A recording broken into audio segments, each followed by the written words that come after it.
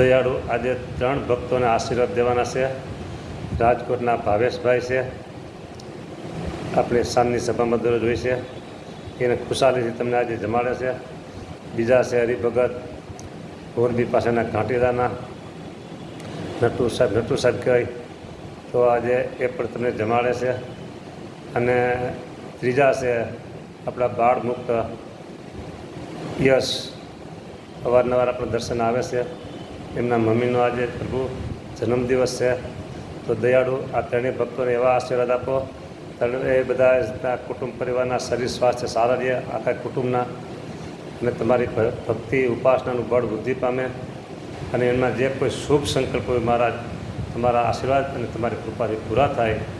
આટલી આ પ્રાર્થના સ્વીકારજો અને ત્રણેયને આશીર્વાદ એવા આપજો.